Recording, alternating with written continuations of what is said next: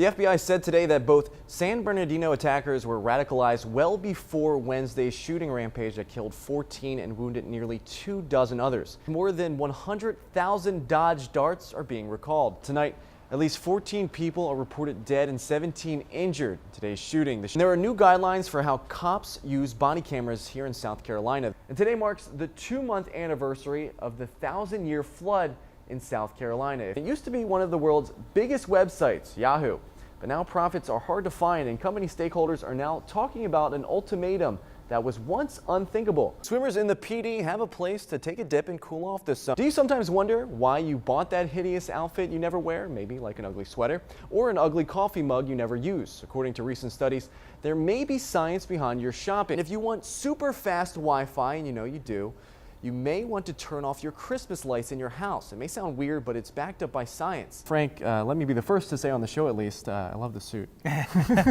And the purple shirt. Yeah, right. You ever watched Dark Side of the Moon with Wizard of Oz? I have. That's wild. It works. It's wild. It works. That's wild. You guys should do it tonight. It's a Friday night. What else are you doing? Yeah. High expectations again for Coastal football. Oh my gosh, all the time though, right? Yes, That's what definitely. happens when you're good. It's gotten to be the norm. Record's vinyl. So is that what you're saying? I don't know. They had the best album, but the CD was just trash. The head coach, as you see there, Muschamp's name was mentioned in the offseason for the defensive coordinator spot at South Carolina. That's it for sports. AJ, back to you. My gosh, Kelsey, Muschamp looks like he has a little bit of a temper there.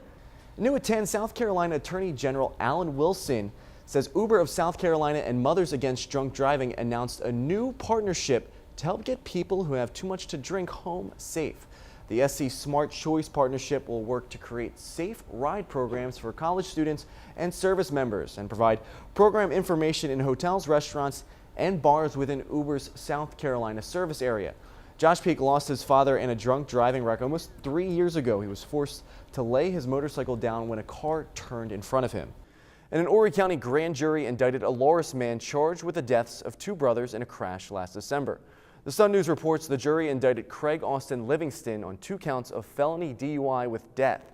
Livingston is 32. Troopers say 26-year-old Christopher Waddell died in the crash and his 17-year-old brother, Miles, died 8 days later in a hospital. And city officials say Fred Nash Boulevard in Myrtle Beach will be closed starting tomorrow at 9 a.m.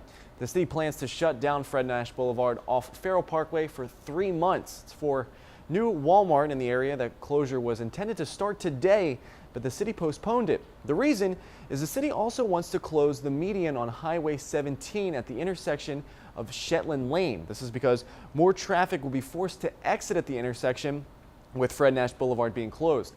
City spokesperson Mark Ruiz says the city decided to close the median just this week when they got feedback from people on Facebook. Ruiz says after seeing people still intended to drive across 4 lanes of traffic, the city decided to take the option away. Confederate flag could cost South Carolina more than $5 million. When the flag came down from the State House grounds this past summer, the law that brought it down required the flag would go renovated into Confederate Relic Room and Museum in Columbia. A $5.3 million proposal presented by a Columbia architectural and interior design firm includes the flag in a floating glass case, surrounded by panels and hundreds of thousands of tiny LED screens that can display historical information about the flag and the state's role in the Civil War.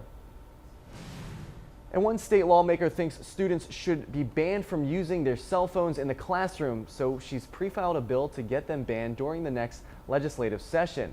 Lexington-based Senator Katrina Shealy penned the bill, which calls on school boards of trustees to adopt policies to prohibit the use of all wireless electronic devices while class is in session. The bill says all policies must create appropriate disciplinary action if violated.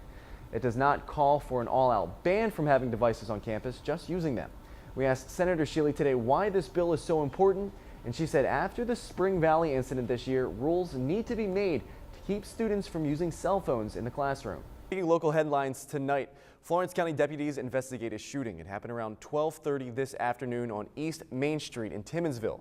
Authorities say medics took 1 person to the hospital for treatment. No word on the victim's condition tonight, and so far, no word of any arrests. Anyone with information is asked to call the Florence County Sheriff's Office. Republican presidential candidate Rick Santorum made stops in our area today, working to win votes in South Carolina's primary. Earlier today, he toured PTR Industries. It's a gun maker in the Anner area, He said PTR is an example of the manufacturing he'd like to revive in America. The former U.S. Senator also said his experience makes him the most qualified candidate for the nation's highest office. Horry County says tons of sand stripped from Grand Strand beaches during last month's storms won't be replenished for at least several years. The Sun News reports that sand replenishment doesn't qualify for FEMA funding, that Congress probably won't provide money for it in the next federal budget. So now the county hopes to get it added to Army Corps of Engineers 2018 replenishment projects. The report says the Grand Strand's most recent renourishment costs $30 million.